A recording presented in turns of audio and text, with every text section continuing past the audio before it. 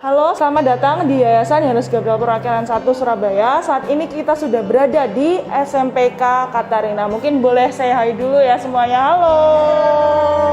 Pertama-tama boleh kenalan dulu Bu, silahkan. Baik, terima kasih. Nama saya Ibu Yustin. Kebetulan saya di SMPK Katarina ini mengajar bahasa Indonesia dan bahasa Jawa serta ekstra jurnalistik. Halo, nama aku Gabriel Angelin Herila, bisa dipanggil Gaby, dan aku dari kelas 9 SMPK Santa Katarina, dan aku merupakan salah satu dari anggota tim jurnalistik. Oke, berarti ini salah satu anggotanya ya, Gaby. Kalau Ya, perkenalkan nama aku Ananda Gabriel Panggabean. Aku adalah siswa kelas 9 dari SMPK Santa Katarina. Aku juga anggota jurnalistik di bagian editor. kalau Gaby bagian apa Gaby? Kalau Gabriel editor Kalau aku bagian general ya, mungkin umumnya gitu ya. umum. Baik, nah tentang SMP Katarina dulu sebelum kita masuk ke jurnalistik. Mungkin boleh diceritakan Bu tentang SMP Katarina. SMPK Katarina ini salah satu sekolah Katolik yang ada di tengah-tengah kota ini mempunyai suatu keunggulan tersendiri, terutama tentang kedisiplinan, kejujuran, serta anak-anak itu mempunyai kreativitas baik itu non-akademik ataupun akademik. Baik. Nah, masuk ke jurnalistik ya Bu ya. Ini apakah ekskul atau seperti apa sih Gaby? Iya, ini ekskul dan ini sifatnya emang nggak harus, tapi banyak banget yang justru Berminat ya? Iya, berminat di situ. Kalau sejarahnya sendiri Bu Yustin, bagaimana akhirnya terbentuk ekskul jurnalistik ini? Waktu itu kita adakan ekstra jurnalistik itu yang jelas adalah pengembangan menuju pada bidang literasi. Maka kita buat majalah yang mana majalah itu disebut dengan Divosak. Divosak apa Ibu? Divosak itu adalah dinding informasi Santa Katarina. Karena di situ menginformasikan segala kegiatan dan segala bakat ataupun hiburan yang diwujudkan dalam bentuk Divosak ini. Dan anak-anak senang sekali kalau melihat Divosak terbit. Excited gitu ya Bu ya? Wah, ada majalah Iya. baru kayak gitu. Oke, kalau Gabriel, di Vosak ini ada apa aja sih selain editor ya Gabriel? Mungkin boleh diceritain. Ada pengurus, penanggung jawab. Pengurus itu dalam kategori editor, reporter. Jadi reporter itu yang mewawancarai guru, kepala sekolah. Jadi semua sudah terorganisir ya Bu ya? Itu gimana sih Bu? Maksudnya memilihnya siswa-siswa tersebut itu prosesnya seperti apa? Jadi di dalam Divosak itu kan ada susunan redaksi ya kan.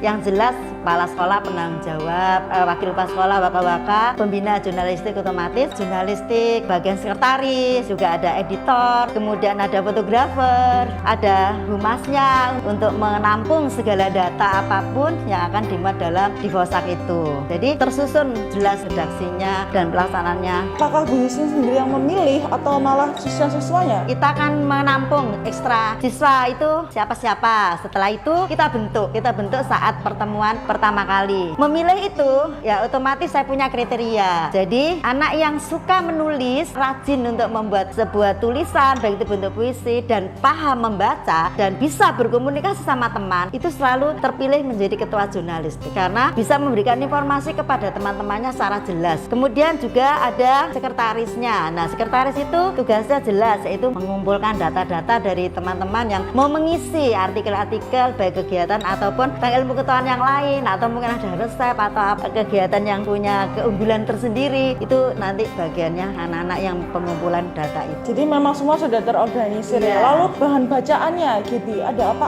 aja sih di dalam situ? Misalnya mungkin kegiatan-kegiatan gitu. Selain itu apa? Kalau materi isi-isinya yang ada di Divosak itu sendiri ada banyak sih Kak. Selain informasi-informasi kegiatan, itu biasanya kayak ada siswa-siswa yang ikut lomba. Nah itu Diliput gitu ya iya, sama kita teman-teman liput. jurnalis. Selain itu ada puisi, cerpen karya anak-anak juga, karya siswa-siswi, terus ada poster-poster, terus ada pantun-pantun juga. Dan biasanya itu kita ada satu yang emang buat ikonik banget di Divosak ini. Apa itu? Salam sayang. Jadi kalau biasanya kan di majalah-majalah lain mungkin salam sayang kayak formal ke guru atau ke teman sekelas gitu ya kan. Nah kalau di SMPK Katarina itu Lebih luas gitu ya? Siapa lebih saja luas, boleh siapa mengirim ya, saja. Bu, ya?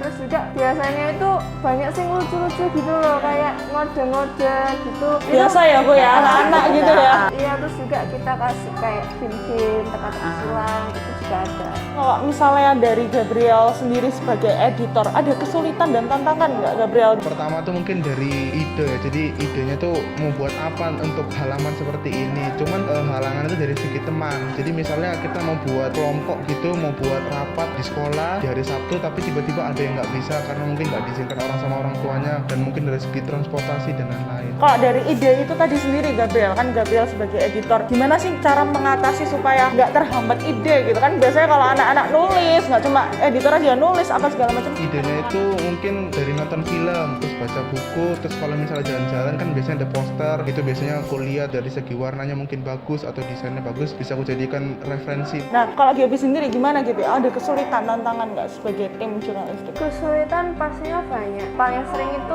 di komunikasi sih Kak. Apalagi kita pandemi sekarang ya, apa-apa pakai handphone, apa-apa pakai WA. Gak bisa ngomong langsung. Kalau ngomong langsung mungkin apa yang mau diomongin ya langsung diomongin. Kalau dari Bu Yustin sebagai pembina, Bu, apa Bu? Ada kesulitannya nggak? Ya tantangannya itu pengumpulan data itu mesti tidak tepat waktu. Kemudian penyusunan, baik itu tulisan, itu salah satu juga. Tapi memang tantangannya itu kadang kalau di luar dari jam sekolah, itu kan orang tua memang kurang mengizinkan ya toh. Akhirnya kita membuat suatu solusi yang terbaik. Oke, bisa dibuat dengan tulisan tangan yang bisa dibaca, sehingga nanti bagian editor itu bisa mengetik ulangnya itu biar jelas gitu. Selain itu ada lagi nggak Bu? Tadi selain mengumpulkan segala macam. Selain itu juga ini medianya ya, kayak komputer, laptop, kadang kan kita juga udah bisa sembarangan pakai. Tapi untungnya itu tidak mengurangi atau membatasi kreativitas Ya, anak puji ya Bu. Tuhan Ya, itu puji bisa Tuhan. berjalan. Yang jelas juga dalam percetakan, kadang ada hambatan belum bisa, kadang seperti itu. Oke Bu. Nah, ini majalahnya terbit berapa bulan sekali sih? Memang pertama itu 1 tahun 2 kali, kemudian oleh yayasan akhirnya 1 tahun sekali aja. Berarti ini sedang proses berita-berita, terus editing juga gitu ya Bu ya. Lalu menurutnya Bu Yustin juga, apa sih Bu manfaat dari adanya majalah di Vosak ini? Punya manfaat bahwa satu itu sebagai hiburan anak-anak, yang kedua itu untuk menuangkan semua inspirasi, idenya itu juga menambah ilmu pengetahuan sehingga anak-anak bisa mengembangkan dalam bentuk cerita ataupun puisi. Oke, kalau Gaby sendiri, bagi Gaby sebagai siswa, kan ini maksudnya dari siswa untuk siswa juga gitu ya. Apa sih Gaby manfaat dari adanya majalah ini? Manfaatnya banyak banget karena bisa buat hiburan juga. Makanya kita pakai di Vosak ini, terus itu kan ada isinya cerpen, puisi segala macem, dan akhirnya mereka bisa enjoy dengan adanya di Vosak ini gitu. Itu kalau dari Gaby. Kok Gabriel, apa Gabriel bagi Gabriel manfaatnya? Nah, kalau aku mungkin sebagai informasi dari untuk siswa sama orang tua. Jadi nanti orang tua atau siswa membaca, mereka tuh bisa ngeliat anaknya pada saat di sekolah. Jadi kan foto-foto kegiatan sekolah Terlihat gitu ya? Iya. Bu? Oke, nah itu kalau dari general ya umum. Kalau pribadi Gaby gitu.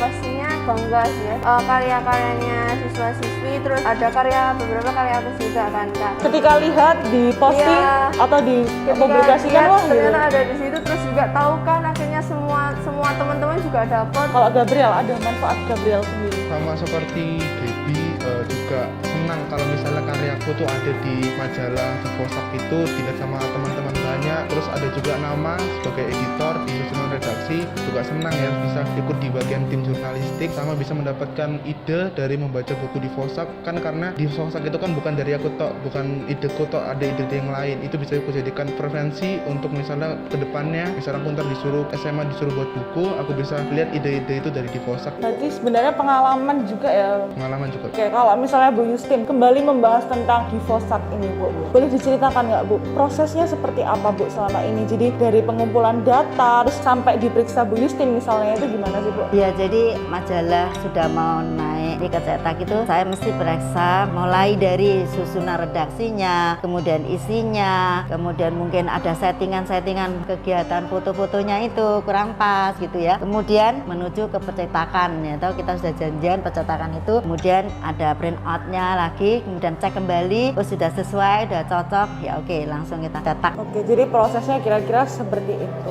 Iya. Lalu harapannya Bu Yustin sendiri terhadap majalah ini dan literasi bagi siswa Bu? Ya, yang jelas saya punya harapan yang untuk anak-anak bahwa biar suka membaca, kemudian juga dari membaca itu juga mempunyai suatu inspirasi, mengekspresi dirinya untuk mengembangkan dalam bentuk cerita atau artikel yang mana bisa menginformasikan segala kegiatan di sekolah ini bisa dibaca oleh orang tua ataupun masyarakat lain dan menjadi suatu kebanggaan karena orang lain bisa baca, sehingga kedepannya pun akan Katarina selalu terdengar. Oke, baik Bu. Nah, kalau Gaby, apa harapan Gaby? Semoga di Vosak ini tuh bisa tetap berjalan. Karena kan di Vosak sendiri itu istilahnya bisa jadi ikonnya Katarina juga kan Kak. Jadi harapanku cuma supaya teman-teman yang lain itu bisa lebih berani lagi. Aku pengen supaya di Vosak ini terus membantu mereka. Kalau Gabriel, gimana Gabriel? Kalau aku semoga di Vosak ini semakin menjadi bagus lagi, mengikuti perkembangan zaman. Jadi misalnya majalah sudah seperti ini, tim dari di Vosak yang kedepannya bisa mengikuti perkembangan zaman dan di Vosak tidak berhenti karena di Vosak ini bisa dibilang identiknya Sekolah Katarina gitu. Oke, nah terakhir Bu, tentang informasi PPDB di SMP Katarina mungkin boleh diinfoin. PPDB kita ada PPDB tahun 2022-2023 berakhirnya di bulan Juli 2023. Informasinya bisa diperoleh di mana Bu? Informasinya kita ada di Instagram di SMPK Santa Katarina, terus juga ada di @osis SMP Katarina. Oke, jadi harapannya nanti siswa-siswa yang datang atau siswa-siswa yang daftar bisa gabung nih ya sama tim jurnalistik SMP Katarina. Oke, terima kasih untuk Bu Yustin hari ini, Gaby dan Gabriel. Sukses terus untuk majalah sekolahnya dan Ayo teman-teman gabung di SMPK SMPK Santa Katarina. sampai jumpa di podcast selanjutnya. Dadah!